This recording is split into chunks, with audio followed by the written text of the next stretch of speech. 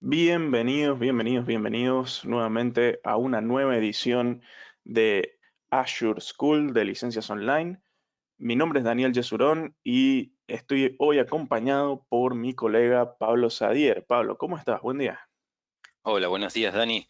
Muchas gracias a todos por asistir y bueno, encantado de estar con ustedes en el día de hoy en esta nueva sesión de Azure School para jugar y entrenar al mismo tiempo. Exacto. El día de hoy vamos a estar solamente nosotros dos, dado que Harold está ahí con algunos temitas familiares, así que le deseamos lo mejor siempre. Y bueno, el día de hoy vamos a estar haciendo un juego Kahoot, como ya lo venimos haciendo las últimas 2 semanas, pero esta vez sobre lo que sería la certificación AZ-104 de Azure Administrator, ¿no? Exactamente, sí.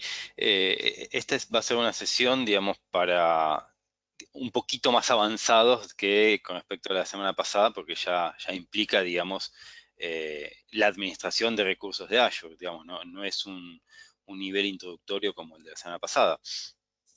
Exacto. Es más, la idea de justamente, mientras estábamos preparando el contenido sobre esta sesión, era, bueno, ver cómo podemos proyectar lo mejor posible lo que este tipo de certificación representa.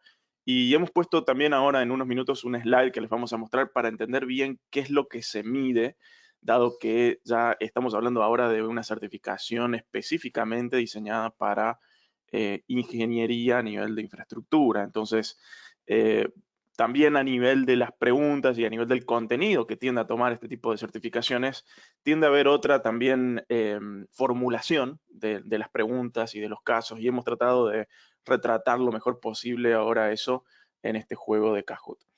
Así que básicamente como en todos los Kahoot que hemos jugado, si son ya veteranos en este sentido, ya nos vienen siguiendo y conocen cómo funciona, esto lo van a pasar muy rápido.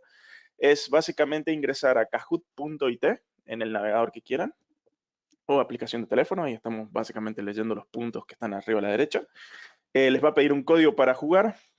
Ese es el código que aparece en pantalla en la zona derecha del slide, ¿sí? El 7672932 para este caso. Y una vez que ingresan el código, les va a pedir un nombre, ¿sí? Un nick que tiene que estar armado como aparece aquí en pantalla, ¿sí? Es decir, si vienen de Argentina, sería AR por el país, guión medio, apellido, ¿sí? Como aparece ahí en los ejemplos en amarillo. Si no llegan si entran con cualquier otro nombre, los voy a quitar del juego para que puedan volver a entrar, pero es obligatorio utilizar ese tipo de Sintaxis. sintaxis, ¿sí? Ujú. Entonces, gracias, Pablo. Entonces, nuevamente, entran a kahoot.it, lo pueden tener en el navegador directamente sin tener que descargar nada o bajan la aplicación teléfono, eh, ingresan el código e ingresan el nombre como aparece acá, ¿sí? Son de México, es MX-apellido, bien, Costa Rica, CR-apellido. Esa es la condición necesaria para poder entrar a jugar, ¿sí? Entonces ya voy viendo que va entrando gente.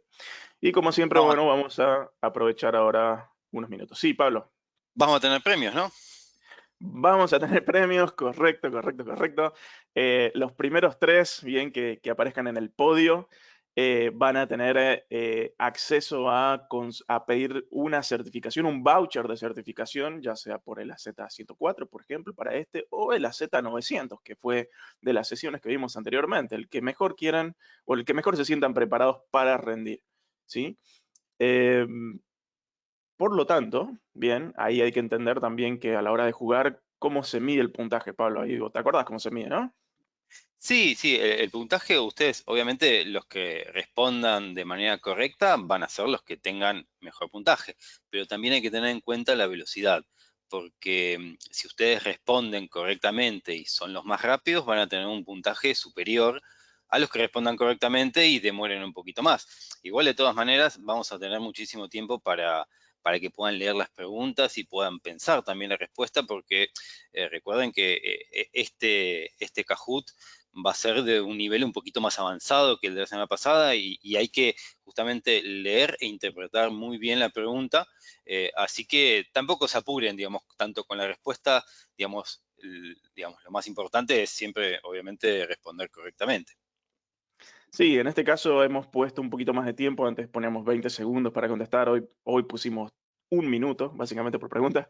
Bueno, era hoy, no es demasiado tiempo, pero van a ver que es suficiente y debería ser suficiente, dado que generalmente, bueno, en la certificación oficial van a tener, si uno hace la cuenta, entre 2 y 3 minutos por cada pregunta, pero aquí por una cuestión de tiempo lo bajamos un poquito para poder llegar. Eh, y algo sí a tener en consideración es que hemos puesto 2 o 3 de esas preguntas. En total, si no me equivoco, vamos a tener 12, ¿sí? El día de hoy. Algunas de ellas tienen doble puntaje, así que más importante aún para seguir esa, esa recomendación que dio Pablo de tomárselo con tiempo, leer correctamente y aprovechar para contestar de manera, bueno, obviamente correcta. Bien, entonces, antes de comenzar el juego, sí queremos pasar a comentarles de qué se trata un poquito esta certificación. Pablo.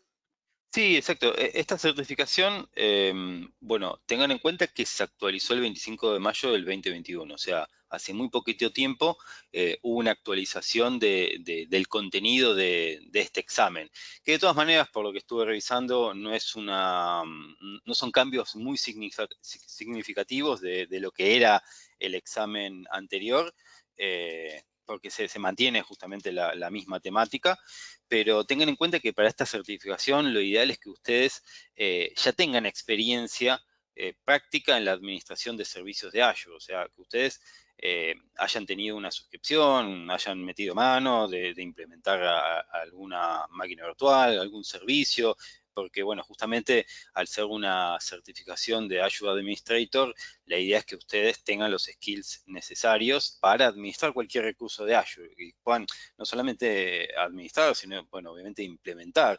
Ahí abajo están el puntaje, digamos, la ponderación que hace el examen sobre los diferentes tópicos que ustedes deberían tener conocimiento, como por ejemplo administrar las identidades y la gobernanza de Azure. Ustedes deberían saber, digamos, todo lo relacionado a Azure Active Directory, digamos, cómo crear un usuario, cómo crear un grupo, cómo modificarlos, cómo administrarlos. También, digamos, todo lo relacionado a lo que es almacenamiento, digamos, y no solamente, digamos, un Azure Blob Storage, sino también Azure Files. Ese fue uno de los cambios que hay en la certificación esta nueva, digamos, donde antes pedían, digamos, administrar solamente Blob Storage e implementarlo, y ahora, bueno, lo hacen extensivo a cualquier almacenamiento de Azure, Azure Files, digamos, discos administrados, todo lo que tenga que ver con el almacenamiento. Sí, y ahí para tenerlo en cuenta, lo dice acá en la descripción y no lo hemos incluido en este caso por una cuestión también de dificultad, el hecho de que esta certificación también les va a hacer preguntas y les toma en base a referencias, por ejemplo, con plantillas de PowerShell, lo que es el manejo de el portal de Azure y el cómo uno puede hoy trabajar directamente con la plataforma, es decir, no solamente visual, sino también a nivel de línea de código. Entonces, es importante entender que después en la certificación oficial pueden aparecer preguntas donde les pidan, por ejemplo, completar un snippet o una plantilla de PowerShell o que la lean y puedan, en base a eso, contestar alguna consulta o poner en contexto lo que les esté pidiendo el examen. Entonces, es importante también entender que hay un, entre comillas, doble trabajo, no solamente poder aprovechar y saber utilizar la plataforma, sino también tener experiencia programáticamente, ¿sí? Todo lo que generalmente hoy uno puede meter a nivel de comando de PowerShell. Sí, Y sí, sí, y también se van a contar los que son los casos de estudios. Digamos, en los casos de estudios siempre están en este examen donde, ¿qué significa eso? Ustedes le van a dar, digamos, un escenario, ¿sí? Por ejemplo, no sé, una empresa que tiene que implementar algún servicio, tiene que hacer una migración, le van a, digamos, otorgar la arquitectura de ese caso de estudio, donde van a tener un diagrama, y después, bueno, obviamente le van a hacer varias preguntas con respecto a eso. ¿Sí? Digamos, digamos, qué es lo que debería utilizar y qué es lo que debería implementar y cómo debería hacerlo. Entonces, eso están buenos, digamos, para tomarse bien el tiempo de leer bien qué es lo que se necesita, porque hay también mucho, digamos, de interpretación de las necesidades de lo que se requiere y cómo desarrollarlo. Entonces, justamente por eso están estos casos de estudios que también están muy buenos para estudiarlos y para resolverlos, ¿no? Sí, y hay que tener cuidado con esos casos de estudio también por experiencia, porque entrega mucha, pero mucha Ujú. información al caso, es decir, entrega muchísimo contexto, pero después la pregunta hace especificación sobre solamente una partecita, entonces uno puede estar un rato largo leyendo el contexto del caso cuando realmente lo único que preguntaba era, no sé, cómo se prende o no una máquina virtual, por ser muy, muy conciso, ¿no? Entonces, hay que ser rápido en entender también dónde está la pregunta. Por ahí uno dice, bueno, es más fácil primero ir a leer la pregunta y en base a eso uno lee después el caso de estudio, porque uno así va y busca el contexto de lo que la pregunta le está pidiendo, ¿no? Entonces, son cosas que uno va a aprender, pero siempre recomendamos que también tengan práctica sobre esos casos de estudio. Sí, voy a volver un segundo para atrás, Pablo, para volver Sí. acá a las reglas del Kahoot, dado que estoy viendo que está entrando gente y no está entrando con los nicks como debería. Entonces lo vuelvo a comentar. Si es la primera vez que juegan, los voy a ir quitando el juego para que vuelvan a ingresar de nuevo, pero esta vez con, uy, perdón, con los nombres que corresponden, ¿sí? Es decir, que ingresen, si ven que los estoy pateando, es porque para que pongan correctamente el nombre, es decir, país, guión, apellido, como está en amarillo, ¿sí? No se preocupen, tenemos unos minutos ahora antes de arrancar, simplemente vuelvan a ingresar con el mismo código y de esa manera vamos a estar todos bajo el mismo paraguas, ¿sí? Entonces, es súper importante, nuevamente lo vuelvo a repetir, kahoot.it, ingresan el código que está en pantalla, que también están en la otra slide, y ingresan su nick, ¿sí? Con país-apellido. Si no cumplen esto, los vamos a sacar del juego, van a poder volver a entrar, pero ya llega un punto donde después vamos a comenzar y si no estaban, pierden la oportunidad de jugar. Así que estoy revisando ahora en tiempo real toda la gente que se va conectando y en base a eso validando que cumplan con estas condiciones. Bien, entonces Sí, sí, sí, Pablo, volviendo al no, slide. sí, básicamente eso lo hacemos también para después identificarlos también, ¿sí? Así que no, Y no es claro, capricho tampoco esto, sí. claro. Entonces, yo quería comentar acá sobre algo que vimos que se ve en el slide, por ahí quizá no lo preguntamos, pero sí lo consultan. Y esto es en base también a la experiencia de haber rendido, que como pueden ver ahí debajo donde dice justamente 15-20%, donde aparecen los elementos que se examinan, lo que dicen estos porcentajes es la cantidad de preguntas que pueden llegar a salir en base a esta temática. ¿Sí? Es decir, que hay hasta, por ejemplo, administrar las identidades y gobernanzas de Azure, puede aparecer entre un 15 y un 20% de preguntas del examen completo referido a esto. Pero esto no implica que pueda aparecer una pregunta que después tenga mayor o menor puntaje que otras. Es decir, eso lo maneja completamente por dentro de Azure. Entonces, cuando uno después recibe el puntaje de lo que sacó, decir, creo que se aprueba con 700 puntos, si no me equivoco, Ujú. es muy relativo el cuántas preguntas correctas tuvo uno en base a después el puntaje que le apareció en el examen. Es decir, que no es correlativo, a eso quiero llegar. Es decir, no quiere decir que porque ustedes tienen el 70% correctamente contestado son 700 puntos. No. Hay un contexto por atrás que utiliza Microsoft para medir el puntaje y eso lo que evalúa es si ustedes están con la cantidad de conocimiento necesario o correctamente respondido para poder ser considerado un administrador de Azure. Entonces, este porcentaje solamente valida eso, el hecho de cuántas preguntas pueden llegar a salir, pero no valida el puntaje de esas preguntas. Puede parecer medio confuso como lo dije, ¿no? Pero cuando uno ha rendido exámenes de Azure, probablemente ya lo tenga un poquito más bajado a tierra. Lo importante es, bueno, ver que, por ejemplo, aquí configurar y administrar redes virtuales puede llegar a ser casi un 30% a nivel de la cantidad de preguntas y entonces prestarle más atención a esa, a esa Exacto, zona, hay que básicamente estudiar muy para bien poner. networking, sí, sí, muy bien networking porque es algo muy, muy ponderado, digamos, en el examen. Ujú, ujú. Y lo mismo, bueno, sucede para el resto de las certificaciones. Cada una tiene sus valores que aplican, los porcentajes a nivel de pregunta. Y bueno, obviamente, mientras uno más arriba se va a nivel de dificultad, es decir, después de esta sigue la de arquitectura, bueno, más sube la incidencia de tipos de preguntas que tengan, por ejemplo, código, que vengan con PowerShell, que vengan con casos o laboratorios. Bueno, eso es algo que podremos ver quizá en una próxima sesión. Ok, hablemos un poquito de LOL servicios. ¿Te parece, Pablo? Sí, perfecto. Acá, Dani, acá lo que tenemos por ofrecer a nuestros socios es, bueno, justamente un área exclusiva de licencias online donde nosotros ofrecemos servicios profesionales.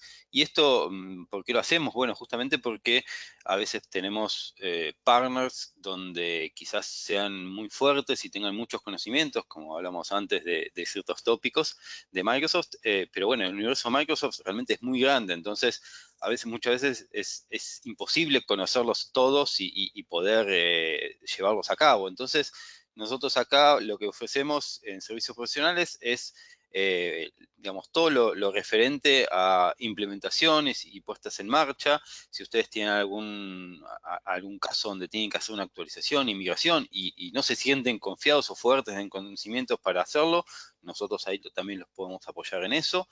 También, digamos, esto está pensado para partners donde quizás tengan conocimiento, sepan todo, pero quizás necesiten alguna ayuda extra con respecto a qué pasa, muchas veces nos pasa que estamos implementando algo y a veces nos trabamos y a veces nos quedamos ahí atascados con mucho tiempo porque no sabemos la respuesta y bueno, ahí justamente nosotros ofrecemos lo que se llama bolsa de horas de mentoría, consultoría de soporte, donde nosotros somos quizás el recurso ahí de segundo o tercer nivel de nuestro partner, donde si necesita alguna ayuda extra, bueno, ahí nos presenta el caso, nos cuenta qué es lo que estuvo haciendo y dónde se trabó, y nosotros ahí, mediante esta bolsa de horas, podemos ofrecerle servicios para justamente ayudarlos y apoyarlos a que puedan implementarlo de forma más rápida. Y después, obviamente, también hacemos capacitaciones, digamos, y hacemos capacitaciones de productos y servicios. Si ustedes necesitan digamos, ser más fuertes o tener más conocimientos en algún producto en particular, también podemos ofrecerlos. Así que tengan en cuenta que este es un muy buen servicio que nosotros estamos implementando. No tan recientemente, pero le estamos dando un muy buen impulso ahora porque queremos que, bueno, obviamente todos nuestros partners no se pierdan negocio y que puedan estar acompañados por alguien para la implementación de cualquier servicio de Microsoft. Sí, acá justo nos están comentando de la posibilidad de, por ejemplo, un ejemplo de, bueno, si quisieran migrar, por ejemplo, de un Exchange Server 2016 on-premise a un Office 365, ¿lo podría hacer? Sí, sí, Sí, eso está contemplado dentro de los SOW que ya están prediseñados para servicios profesionales, así que lo que se hace siempre es como dijo Pablo recién, se hace un assessment y sobre eso se valía justamente la cantidad de horas de servicios, la complejidad y se hace una estimación de servicio en base a eso. Y eso después ustedes tranquilamente como partners lo pueden acoplar a su oferta de valor y eso lo entregan como un solo empaquetado. Es decir, prácticamente un llave en mano de migración de on-premise o local a la nube, ¿no? Ese podría ser un ejemplo. Bien, entonces, estando ya prácticamente a un minuto a punto de arrancar, sí es importante comentar lo siguiente, que es básicamente lo que vamos a hacer justamente, vamos a iniciar el Kahoot ahora en 1 o 2 minutos y quienes ganen, es decir, quienes salgan primero, segundo, tercero, les pido que saquen una captura de pantalla, ¿sí? Donde les va a aparecer, usted ha salido primero, segundo, tercero, y nos lo envíen a cualquiera de estos 3 correos. Por ejemplo, nos pueden poner en copia tanto a mí como a Pablo para que podamos saber. Y en el correo nos dicen, bueno, he salido ganador, me gustaría el voucher de certificación y ahí nos dicen cuál quieren, el 104, que sería el de esta ocasión, o por ejemplo el Z900, si es que todavía no han rendido el Z900. Ambos no es obligatorio tener el 900 para poder, como dice acá, para tener el 104, simplemente es importante para estar correctamente em, organizados el hecho de, bueno, envíennos el correo para que nosotros podamos mapear si, está bien, son ustedes mismos, y nos piden cuál es el voucher. Entonces, en base a eso, en unos días, obviamente vamos a comprar y adquirir el voucher, se los vamos a enviar, ¿sí? Entonces, último minuto, quienes han entrado ahora hace poco, nuevamente para que vean, entran a kahoot.com. Veo, estoy quitando algunas personas que no están cumpliendo con la política de nombres, ¿sí? El nick que tienen que poner es país-apellido. Lo voy a repetir hasta el cansancio, pero es para que estemos todos bajo el mismo paraguas. Entonces, doy un minuto más y vamos a comenzar. Otra consulta que tiende a salir, ¿esto está siendo grabado? Sí, está siendo grabado y ya pueden ver las sesiones anteriores probablemente en el canal de YouTube de Licencias Online. Si van y lo buscan, seguro van a encontrar ya las sesiones anteriores. Perfecto, y ahí también nos consultan, digamos, si vamos a enviar el resumen y vamos a enviar esta presentación a los asistentes, y sí, la respuesta es sí. Quizás a veces demora un poquito en llegar digamos, el correo, pero será enviado. Probablemente, digamos, seguramente esta semana ya se va a enviar la semana pasada. Realmente hay algunos días de delay, pero a todos los asistentes le vamos a enviar un correo con esta presentación y con el link del video para que ustedes puedan verlo después. Perfecto. Bien, ahí está terminando de entrar. Tenemos básicamente tenemos casi un 70% de los que están conectados en el GoToWebinar están conectados en el Kahoot. Así que, Perfecto. dados los tiempos, vamos a comenzar, ¿sí? Bien, entonces vamos a hacer lo siguiente. Vamos a ir a la presentación y vamos a, en este caso, cambiar el monitor para que podamos ver el Kahoot. Les recuerdo igual que las preguntas van a salir en sus dispositivos y también ahí en el propio dispositivo van a poder poner la respuesta, o sea que van a poder tener básicamente todo en el mismo dispositivo, pero también nos pueden ir siguiendo acá por pantalla. Esto simplemente para que quede en la grabación, por lo tanto va a tener un poquito de delay desde que aparece la pregunta y aparecen las respuestas, ¿sí? Así que pueden aprovechar más el tiempo en sus dispositivos. Y después de cada una de estas vamos a hacer una pequeña explicación simplemente para entender cuál es la respuesta correcta y por qué es esa respuesta, ¿sí? Bien, comencemos entonces, Pablo. La Perfecto. primera pregunta no tiene puntaje, simplemente de prueba. Empecemos.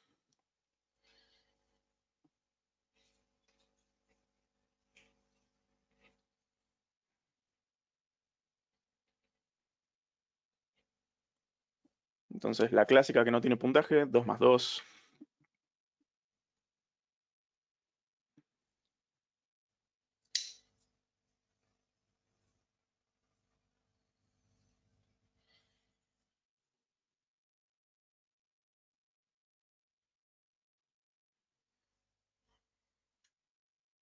Bien, perfecto. Entonces, como pueden ver, va a aparecer acá graficado quiénes y en realidad qué respuestas han sido elegidas. Y después aparecerá una tabla de posiciones, bien, con los valores. Primer quiz.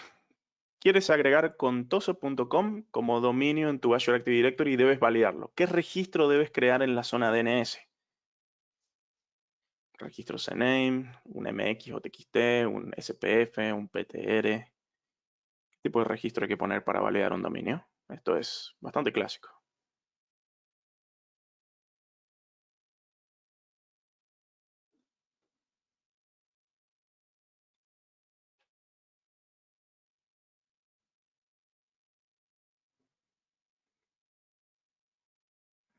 Bueno, correcta. La respuesta correcta es MX o TXT.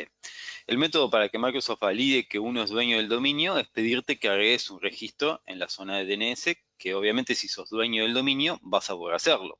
Los dos tipos de registros que están permitidos son TXT y MX. Si vos agregas un registro MX, lo que hay que tener en cuenta es que hay que agregarlo con prioridad bien alta, así no interfiere con estos registros MX que pueden existir y, bueno, alterar el funcionamiento del correo. Por eso siempre lo más aconsejable es un registro TXT que es totalmente inocuo, que no hace nada en los servicios, y una vez que se verifica, se puede borrar sin ningún tipo de problemas. Sí, y esto es igual agregando el dominio en el Azure, que justamente lo ponemos acá en Azure AD, que ponerlo en Microsoft 365. Es básicamente el mismo concepto porque tanto Microsoft 365 como Azure comparten el mismo Azure Active Directory. Entonces, veamos aquí la tabla de posiciones y continuemos. Siguiente, para enviar datos a una suscripción de Azure, ¿cuál es el destino más costo eficiente? Hay un poquito más de tiempo aquí para pensarlo, ¿sí? ¿Cuál es el destino más costo eficiente? Una base de datos de Azure Cosmos DB, un file storage, una VM o Azure File Sync Storage Service. Se nos fue ahí el sync dos veces, pero es Azure File Sync Storage Service. Y este tipo de preguntas puede llegar a ser capciosa dado justamente lo que dice aquí, costo-eficiencia, ¿no, Pablo? Sí, exactamente. Y bueno, respuesta correcta es Azure File Storage, que es un servicio de almacenamiento administrado por Microsoft y nos permite utilizarlo mediante SMB. Otra respuesta podría ser una máquina virtual, pero bueno, su costo sería mayor ya que tendremos cargos de infraestructura adicionales aparte del almacenamiento, ¿no? Exacto. Los otros dos no tienen sentido, dado que uno es para base de datos y el Azure File Sync Storage Service es un servicio y nosotros estamos hablando cuál es el destino más más costo eficiente. Y así que cuidado siempre con ese contexto de la pregunta.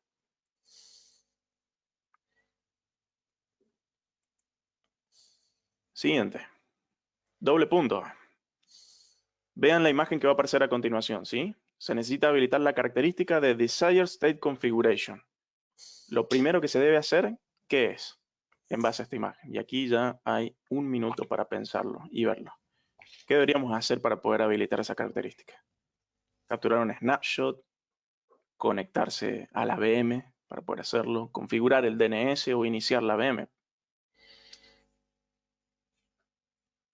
Muchas preguntas van a venir de este lado, ¿no? Les va a mostrar una imagen para que vean qué es lo que está en el portal, es lo que les comentaba recién, puede en el portal o en PowerShell, y en base a eso está el contexto.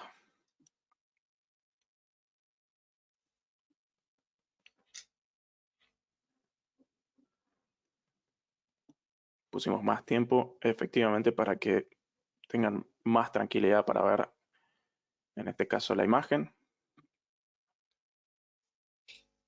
Pero hay un detalle que resalta justamente la respuesta en base a ahí lo que podemos ver.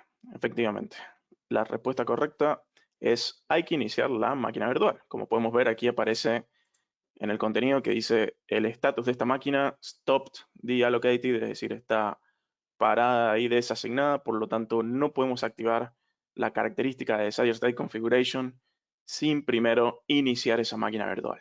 ¿Sí?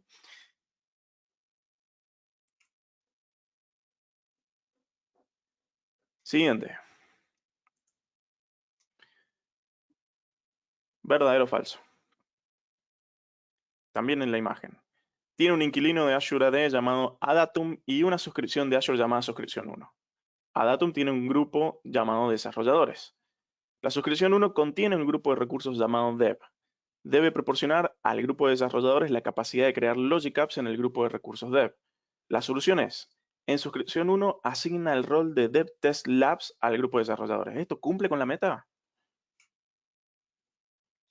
Entonces, como pueden ver, esto es muy parecido a lo que sería un caso de estudio donde hay contexto, hay bastante contexto, pero realmente la pregunta hace referencia a solamente parte de ese contexto. Entonces, también se mide mucho cómo uno interpreta este tipo de preguntas en el examen de Azure. Veamos entonces qué les parece si la solución es correcta, es verdadera o no. Bueno, ok, la respuesta sí es falsa. Y esta es una pregunta típica tramposa, porque alguno puede pensar que el rol Dev Test Lab tiene alguna relación con los recursos de Dev y no es así. Este rol se utiliza para administrar las máquinas virtuales del servicio Dev Test Lab, que sirve para armar ambientes de desarrollo y pruebas en muy pocos minutos. No tiene nada que ver con Logic Apps. Y la solución correcta sería asignar un grupo al grupo de desarrolladores el rol de colaborador o contributor. Exactamente, nada tiene que ver lo que está haciendo la pregunta con lo que está asumiendo con la proposición de la respuesta. Es bastante mentirosa en ese sentido. Sí, hay muchas de estas en el examen. Bueno, bienvenidos a la Z104. Mm. Siguiente. Veamos en la imagen a ver qué es lo que deberíamos configurar. Tiene 5 máquinas virtuales de Azure configuradas como servidores web, ¿sí? tiene un equilibrador de carga, bien, de Azure llamado LB1 para esas máquinas virtuales. Está bien, tengo un equilibrador de carga para las VMs. Debe asegurarse de que los visitantes sean atendidos por el mismo servidor web para cada solicitud. ¿Sí? Entonces viene el visitante 1 y lo atiende el servidor web 1. Bueno, siempre debería ser atendido ese mismo usuario por ese mismo servidor. ¿Sí? Entonces, ¿qué es lo que deberíamos configurar para que esto suceda? Protocolo, pasarlo a UDP, o poner persistencia de la sesión a ninguno, o poner una IP flotante, ¿bien? Es decir, la IP flotante pasarla a desactivado, o activar lo que sería la persistencia de la sesión en la IP del cliente.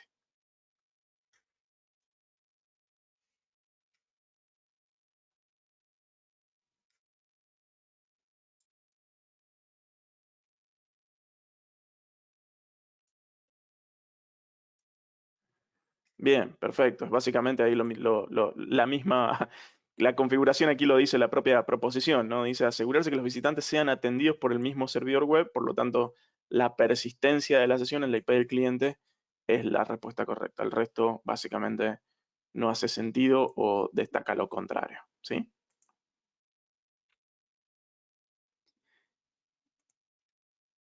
Siguiente, doble puntaje. Veamos qué es lo que nos dice la imagen. Esta es buena. Tiene una máquina virtual llamada VM1 que ejecuta un Windows Server 2019. La máquina virtual se implementó con su configuración predeterminada. Entonces uno inicia sesión en esa VM y hace lo siguiente. Crea archivos en la unidad C, crea archivos en la unidad D, modificas el tiempo de espera del protector de pantalla, cambias el fondo de escritorio, pero planeas volver a implementar esa VM. ¿Qué cambios se perderán después de volver a implementarla? ¿Qué se va a perder? El protector de pantalla, los archivos en el disco D, los nuevos archivos en el disco C o el fondo de escritorio. Esta es una típica pregunta fácil de responder si tienen ya tiempo utilizando máquinas virtuales en Azure.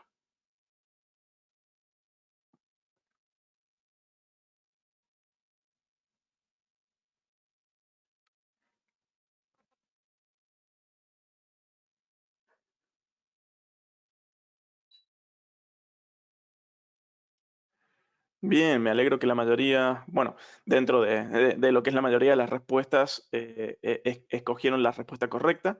Explicando rápidamente, justamente la pregunta dice qué cambios se perderán después de volver a implementar la VM1. Y aquí, en base a la experiencia, saben que una máquina virtual con Windows Server en su implementación predeterminada viene con un disco C, donde está el sistema operativo, y después tiene un disco de unidad temporal, que generalmente se denomina D. ¿Sí? Entonces, esta unidad temporal, si uno crea archivos en la unidad temporal y vuelve a implementar la VM, estos archivos se pierden. ¿Sí? Entonces, justamente cuando uno vuelve a reimplementar, son los nuevos archivos en el disco D lo que se van a perder.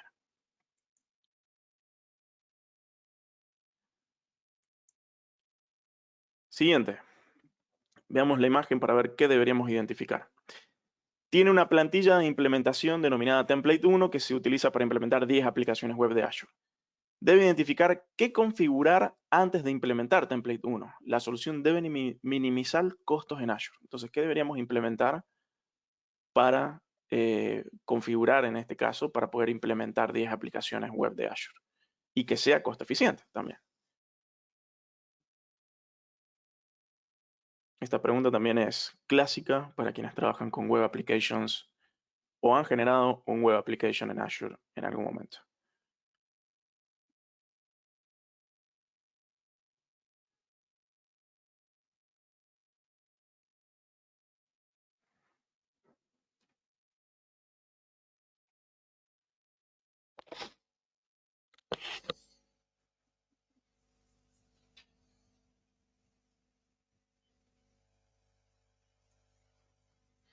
Bueno, bien, bastantes respuestas correctas y sí, la respuesta correcta es un plan de App Services. Y es correcto porque solo se necesita un plan de App Service único, ya que las aplicaciones web compartirán la disponibilidad de recursos y es la solución de menor costo, ya que 10 planes de App Services resulta obviamente más costoso. El Azure Application Gateway no es correcto. Perfecto. Pasemos ahí al ver el marcador.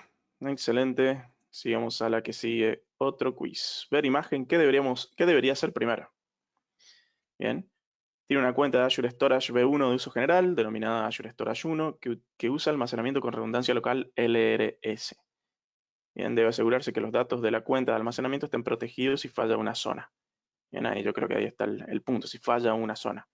La solución debe minimizar los costos y el esfuerzo administrativo. ¿Qué deberías hacer primero?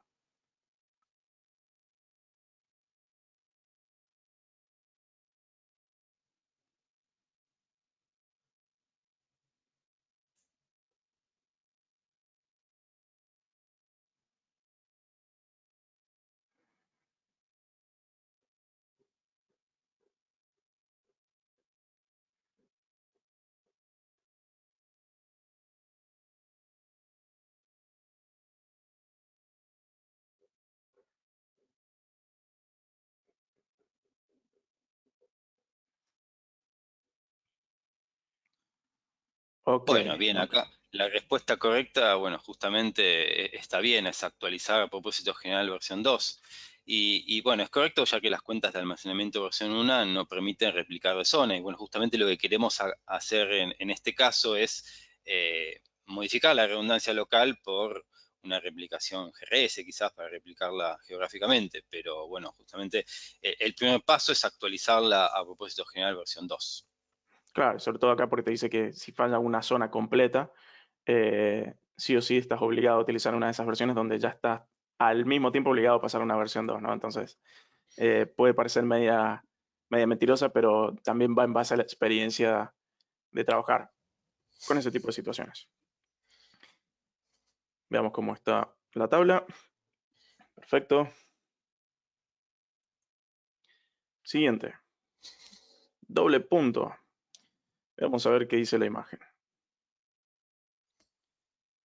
Otra de equilibrador de carga. Tiene un equilibrador de carga público que equilibra los puertos 80 y 443 en 3 VMs. Debe dirigir todas las conexiones del protocolo de escritorios remotos solo a la VM3. ¿Qué deberías configurar?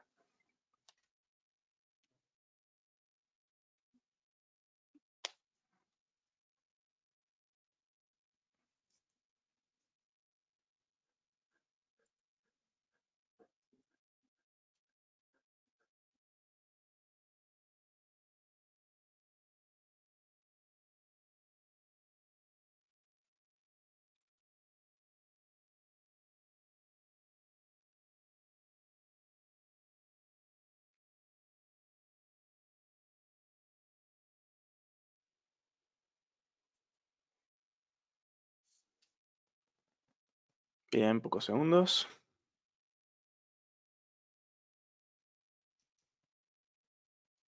Perfecto. Esta la comentas vos, la comento yo, Pablo, esta, ¿sí? Todo tuyo, sí. Ok, bueno, entonces, vean que esta es media mentirosa también porque habla justamente de los puertos 80 y 443 y después nos pregunta sobre un protocolo, un puerto completamente distinto.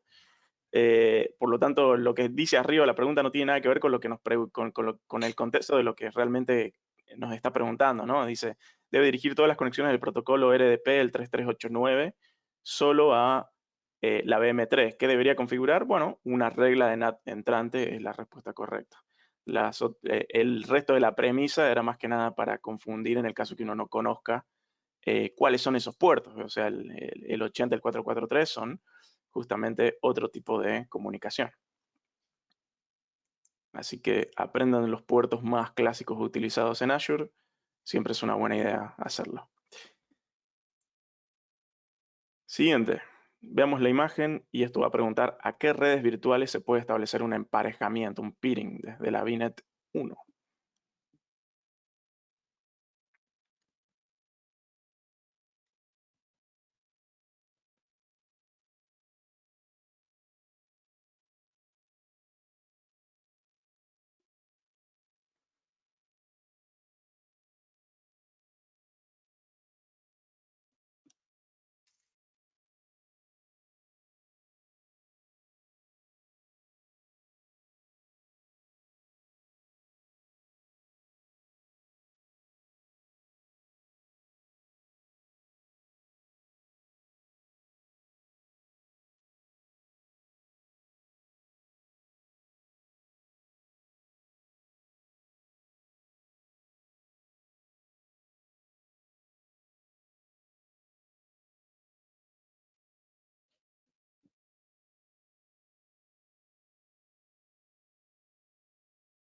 Bueno, bien, respuesta correcta.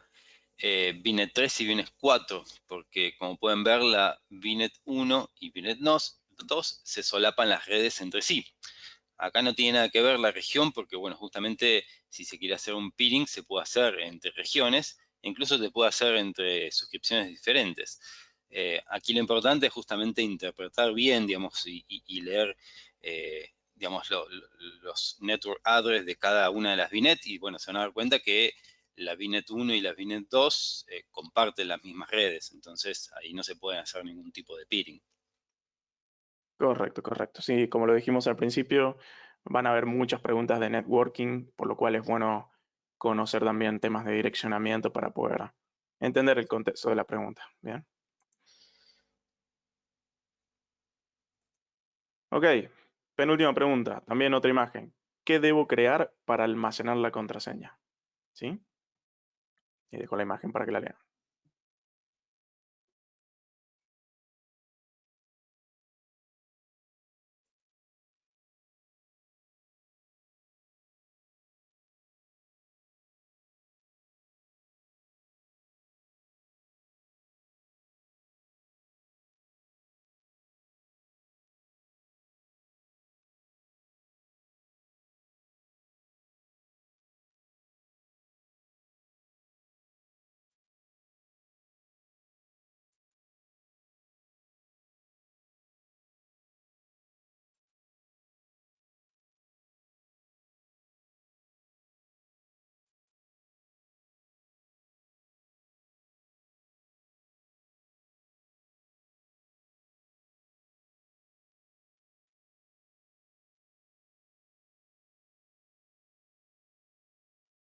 Bueno, perfecto. Muy bien para todos los que contestaron un Azure Key Vault. Básicamente aquí la propia premisa de la pregunta lo dice, donde dice aquí, debe evitar que la contraseña se almacene en texto sin formato.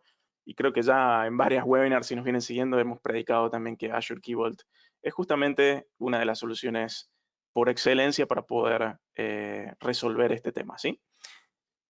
Buenísimo. Veamos la tabla.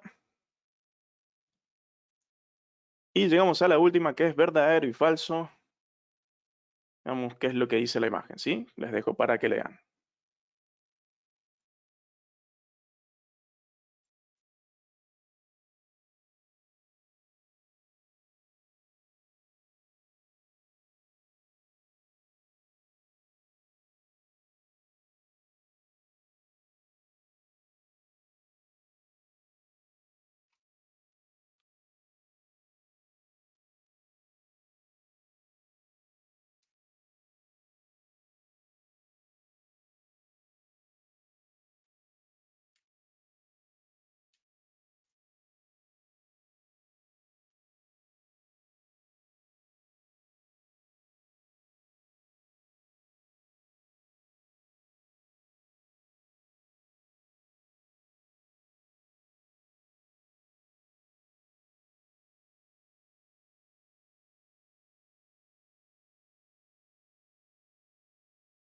Ok, esta estuvo bastante reñida, mitad y mitad.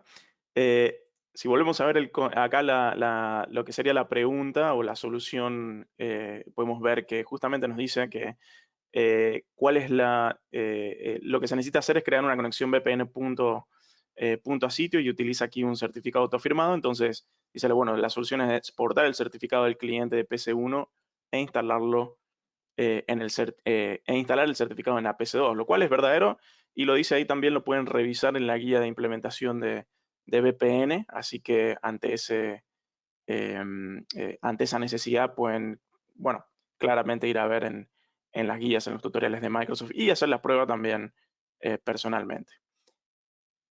Por lo tanto, bueno, llegamos básicamente al final. Vamos a ver el podio. Les recuerdo, primero, segundo y tercero. Felicidades y por favor saquen foto ahora y nos envían un correo en los próximos minutos también para poder validar justamente que son ustedes y con el pedido del voucher que quieren, AZ104 o AZ900.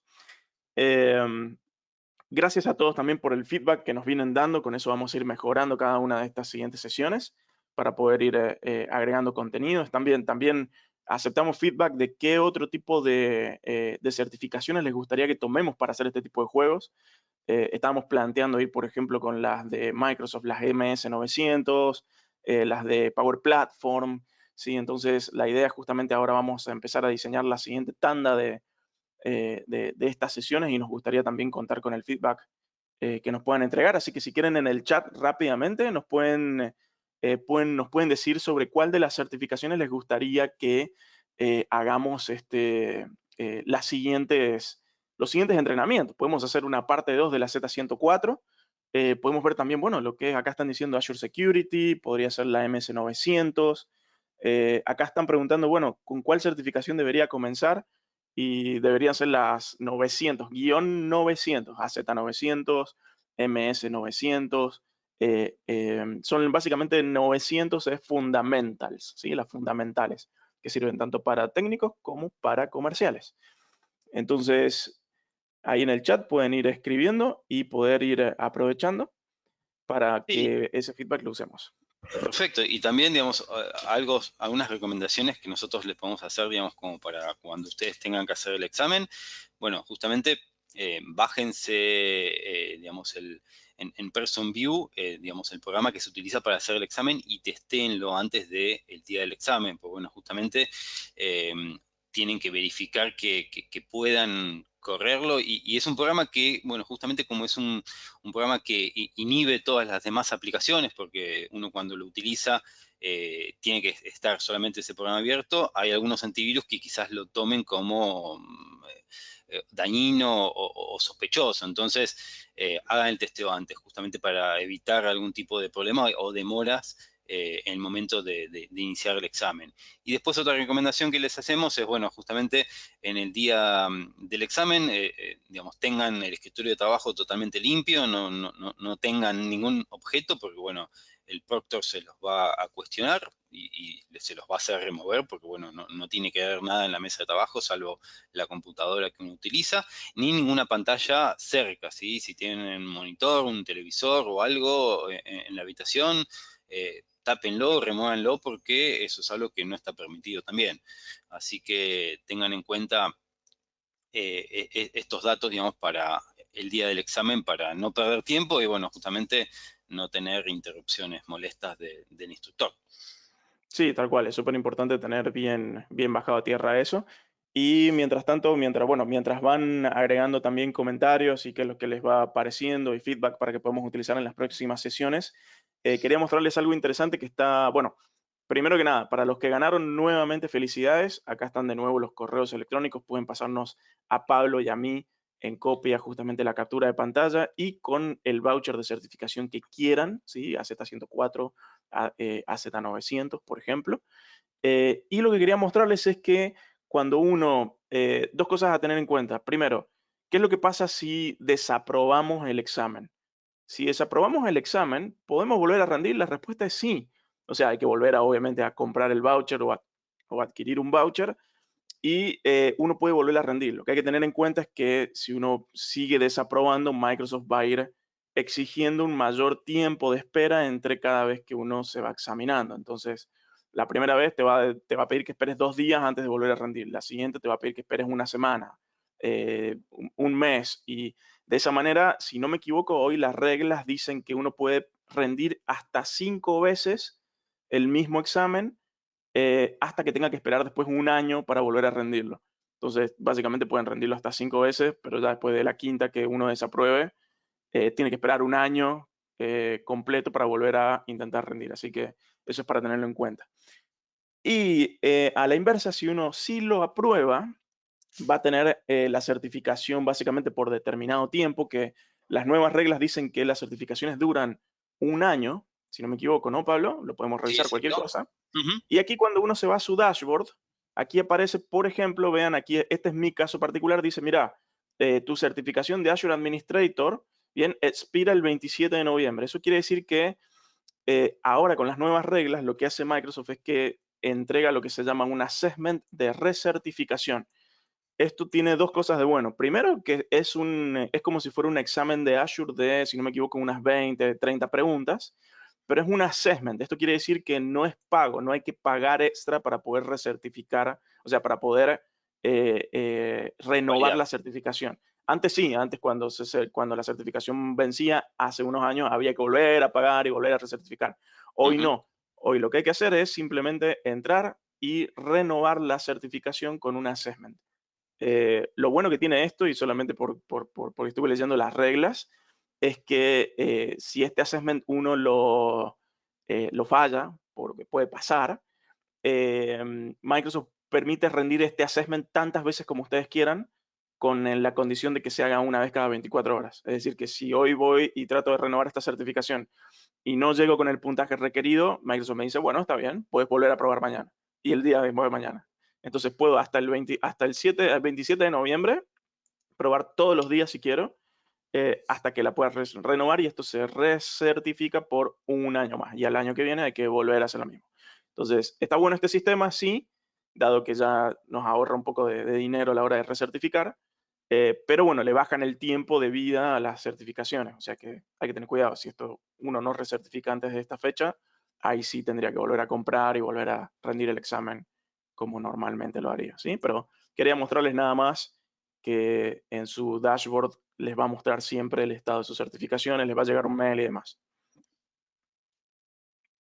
Bien, entonces, sin más que decir, gracias a todos, felicidades a los que ganaron, y para todo el resto, si tienen alguna duda, alguna pregunta, o simplemente quieren comunicarse con nosotros, ya sea por servicios profesionales o para poder aprovechar algún otro contenido, tienen nuestras direcciones de correo, y todo el resto seguramente vaya a estar subido en el canal de YouTube para que puedan ir a ver las sesiones. Así que gracias, Pablo, gracias a todos, espero que tengan un muy lindo día. Buenas tardes, muchas gracias a todos.